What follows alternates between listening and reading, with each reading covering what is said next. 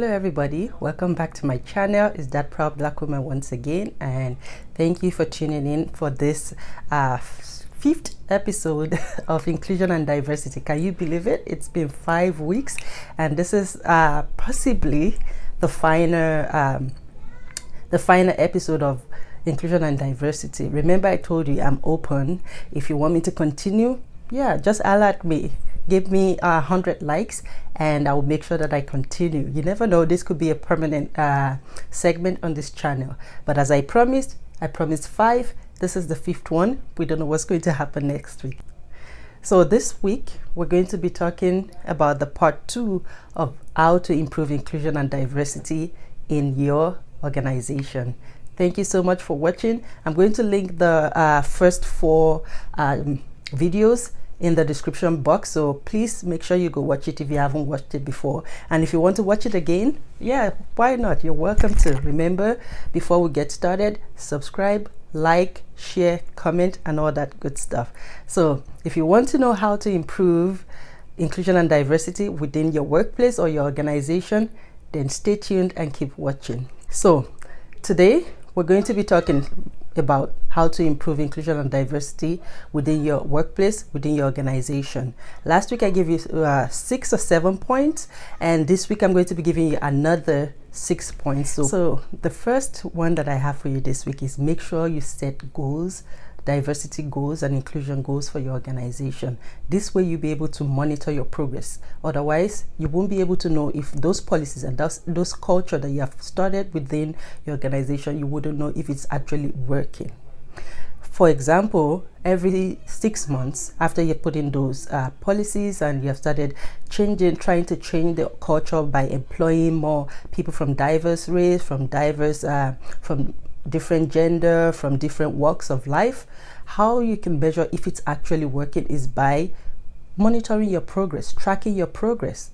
And this you wouldn't be able to do if you don't include it from the goal from the very beginning.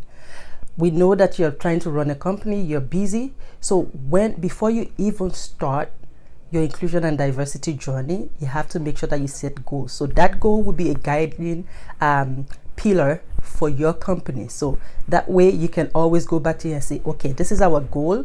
These are the steps, the methodology that we'll be able to use to get to that goal. And that would really, really help you with your journey. Otherwise, it's just going to fail. If you don't have a goal, if you don't have a timeline for that goal, it's going to fail. So really important. The second one that I have for you today is that you should segment employee engagement surveys. So as I said before, have goals and be able to measure your progress. How do you measure this progress? It's by you actually putting out surveys, interviewing, having one-on-one conversations with your employees, and making sure that when you have this surveys, make sure you segment those surveys to actually address the minority within your organization. Otherwise, they're going to fall through the cracks. And once they fall through the cracks, because they are a little number. So for example, if you have, I keep using 50 because it's easier for me to do the math.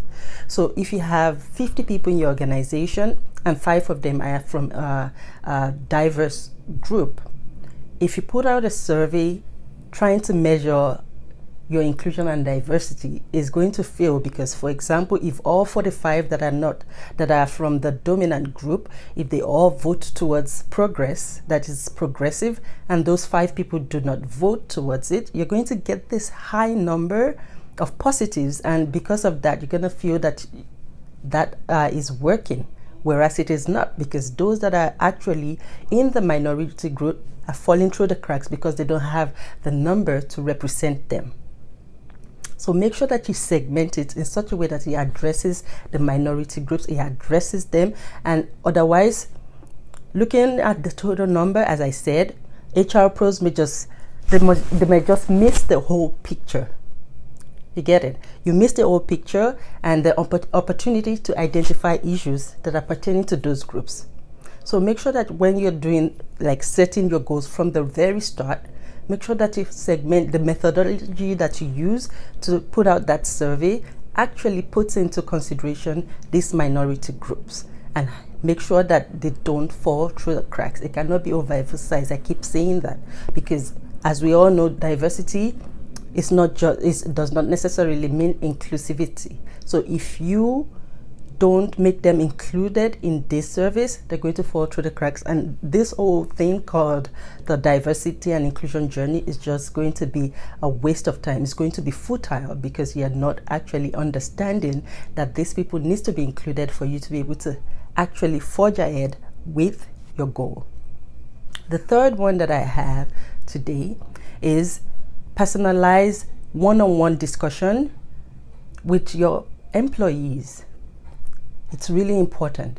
Do not hide under the veil of executive. Let them know that you're humans, that you're not just this demigod, that you're human.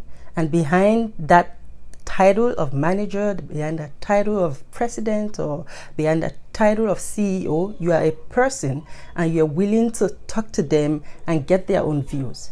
A lot of companies say that they have open door policy, that people should come to them, or when they have meetings and they have town hall meetings, they ask questions and say, if you have a question, please come forth.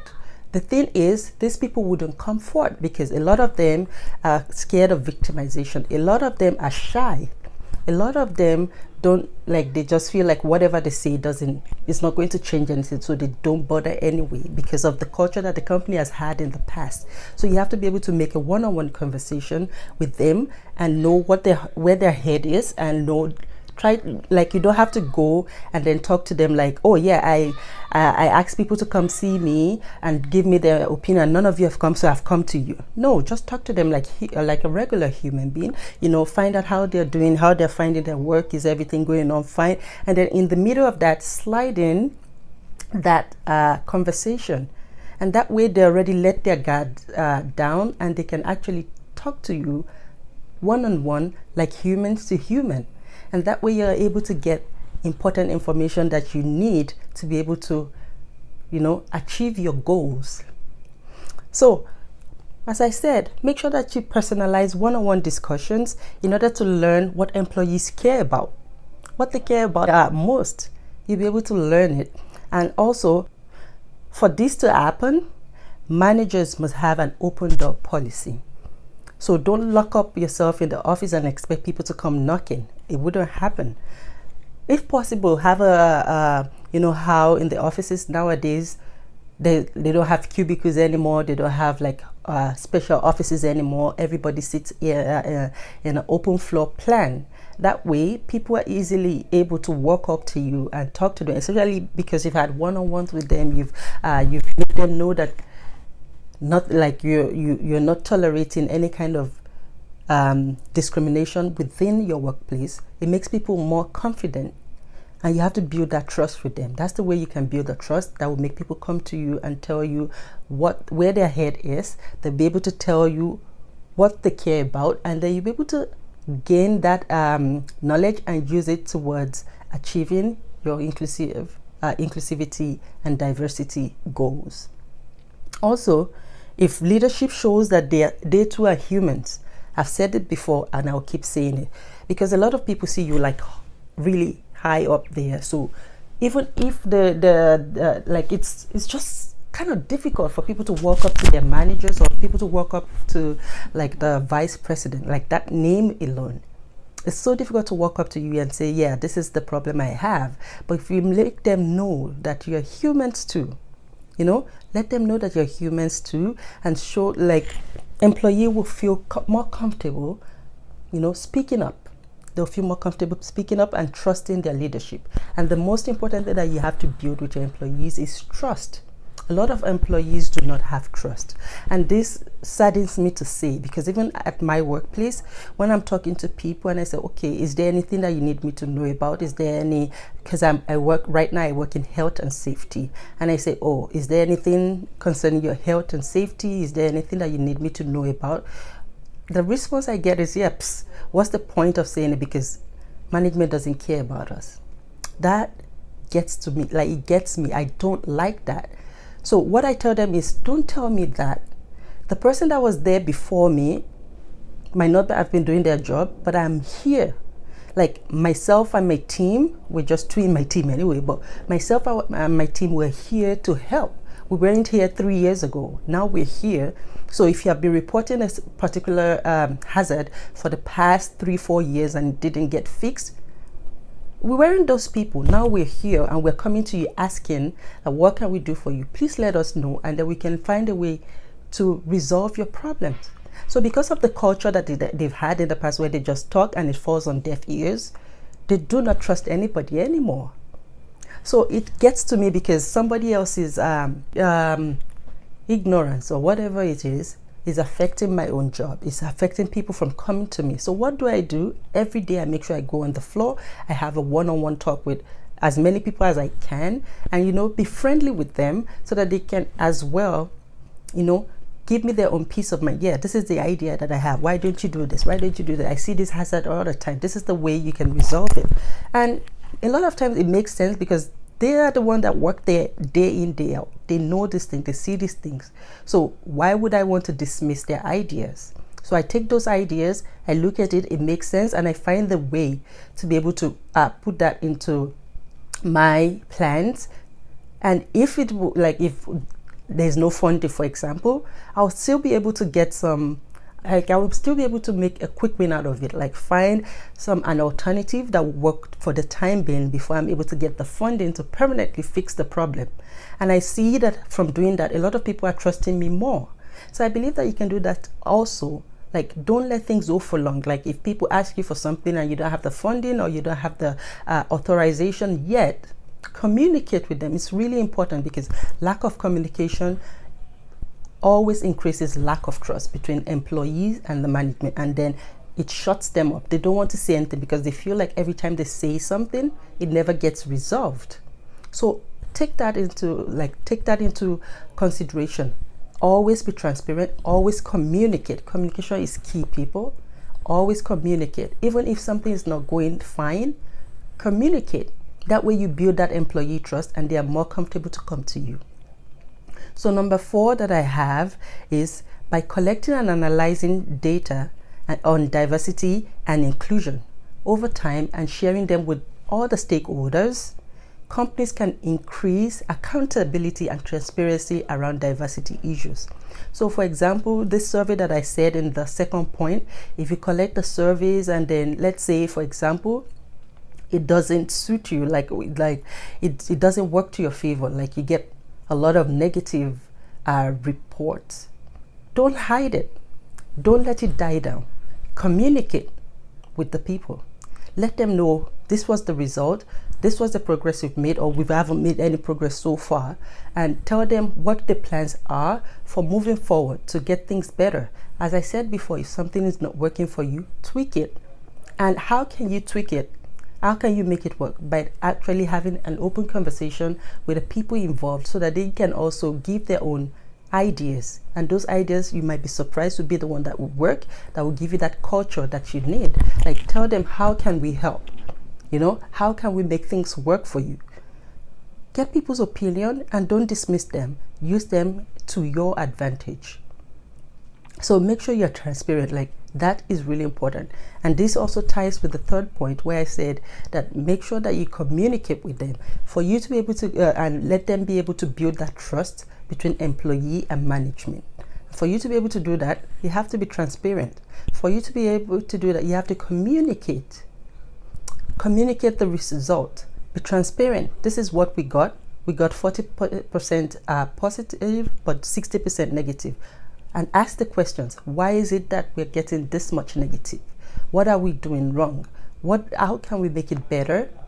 And not just for a temporary fix, but for a permanent fix. How can we change the culture to include more of inclusion and diversity? Have open conversations, have one-on-one conversation, have open door policy. That way people can walk up to you. Let them know you're humans. They walk up to you, they tell you where their head is, they tell you what they feel would work. And if you don't feel that that is like a good idea, don't make people feel stupid for coming up with that idea. Explain to them. First of all, thank them for even having that courage to walk up to you and tell you. A lot of times it takes a lot of courage. Some people will ponder and ponder and ponder about it. and wonder, would I lose my job? Would I be victimized? Would I experience even more systemic bias? All those kind of things. But then they take that and shove it aside and said, you know what, I'm going to go. Whatever happens, happens. So that courage, thank them for coming to you to be able to tell you that. And then explain to them what the company is doing, and explain to them what you think would happen, like what the plans are, and how whatever they are talking about might not be able to work at that time, but you're going to put it in your archives so that when something comes up that the idea would work for, then you'll be able to use it and include them in there. It will make them trust you more. It will make them feel valued. You see what I'm saying? It will make them feel valued. So that is very important. Be transparent, communicate, and make sure that all stakeholders are aware of the results of all the service or all the information that you have collected through time and how the progress has been. Another point, which is I think the fifth one, is inclusion should be ongoing and not one-off training. So yeah, as I said in I think the second episode of Inclusion and Diversity, I said that inclusion should not stop with offering people a job. No, it should be ongoing. It should be something that you include at every opportunity you get. So just having a once in a year training about inclusion and diversity or racism or discrimination would not suffice. Ensure that every time you have a town hall meeting, every time you have maybe you have a newsletter, have a segment in there that talks about inclusion and diversity. Show them the law. Let them know that it is not okay to be discriminatory. Let them know that it is the law, so you're not telling them to do something out of the ordinary. It's something that they have to do according to the human rights code or whatever code there is. It is the law, so you have to follow it. Let them know that you're trying to change the culture, but you're trying to invite them to walk on that journey with you. You're not going to force it down their throat, except if need be. You're not going to force it down their throat, but it is the law and they have to follow it. Continue to if possible, bring in speakers to share their experiences. Also allow employees themselves to share their experiences if they are willing to. Okay, if they're willing to, it could be writing like an anonymous letter, or it could be from them actually coming up in the town hall meeting and actually telling their experiences and what they've been through. And that way, it makes it sink in. It makes it sink in into the minds of other employees that, wow, this actually happened to this person. And you don't know, from there, the culture begins to change. People become more aware of what is going on within the organization. It isn't enough to teach what inclusivity means. It isn't enough. You have to ensure that you identify key moments where you can build this new habit. So you can't force a culture down on people's throats. You have to build it. You have to identify those key moments. Is it at the town hall meeting? Is it as a daily meeting? Is it in your newsletter? Is it like wherever you have that opportunity? Identify those key opportunities to be able to build this new habit. Identify micro behaviors that would actually change the culture of the company. Also, make sure that you're able to identify not just racial slurs or direct racism. There's something called microaggression. Identify those microaggressions. Make people more comfortable to be able to come up and report microaggressions and address it. Do not let it slide. Let people know that your company, your organization, your workplace do not tolerate any form of discrimination, because microaggression goes so under-noticed that you might not even see it.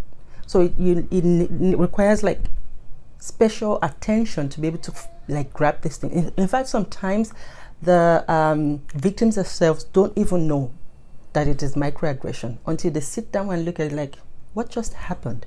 And then they find out that, yeah, that's microaggression. Like, for example, you're going to work, you enter the lift, and somebody grabs their purse tighter. That's a sign. At that point, you might not notice, but then when you get upstairs and sit at your desk, you're wondering, why did that woman grab her purse so tightly? So there's so many things that people do Make them aware of their biases. Let them think, why do I have that bias? Why am I acting like that when I see this person? Is it due to stereotypes that I've heard? Is it due to how the media has painted these people? Or when people look at you with some disgust because you're from the LGBTQ community, and when they see you, they like look at you with that disgust. You know, even sometimes those that perpetrate these things might not even realize they're doing it. It's like something that they just do. So make sure that you see this, address these things. Let people know, because sometimes they don't even know that they're doing it. Let them know, and then make sure that you include in your policy a way to be able to identify this and address them accordingly without being violent, and don't let it slide as well. When people come to report such microaggression, because you can't see it, because you're not racialized, or you're not marginalized, or you're not in that minority group, you might not be able to see it, but take their word for it and investigate. Once you investigate as well, communicate with them.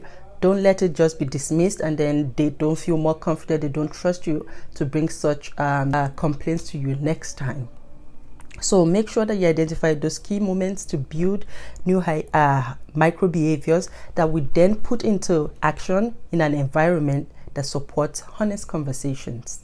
Okay, so let nobody be uncomfortable to address the issues of diversity or racial or racism, or any matters that affect gender, like sexism and things like that. Let there be honest conversation where people can actually talk about these things and iron it out and find a way, like a common ground, to be able to move ahead and make sure that the culture of the company is sustained and continues to grow until you reach that standard that you have set in your goal. The final point for today is, do not witch hunt people suspected to be racially biased, only to pass across a message. I've seen situations where people, because they've started this journey, they have a goal, and maybe they've set a timeline that in the next 6 months we want to ensure that we achieve our inclusion and diversity goal, that we do not tolerate discrimination of any shape or form. But that way they start to witch hunt because they want to pass across a message that if we fire this person, if we do this, if we do that, people would get the message. Don't do that. Do not do that. The only thing you're going to do is make it worse and make people have that, it just chases them on the ground. They have more systemic way of manifesting this discrimination that you even won't be able to see it. Like, it will be happening under your nose and you won't be able to see it. So do not wish on. Just, culture is not something that you build in a day. As we say, the saying goes, Rome was not built in a day. Just continue to, include these micro behaviors, include the policy, make sure that it's not a one-time thing to talk about inclusion and diversity. Every opportunity that the company have, that the managers have, this talk about inclusion and diversity, bring people to share their experiences and things like that. And I'm not saying that you shouldn't punish people that are being discriminatory if you find them guilty. As I've said before in my previous episode, make sure that you get like some kind of alternative dispute resolution system where these investigations can be carried out.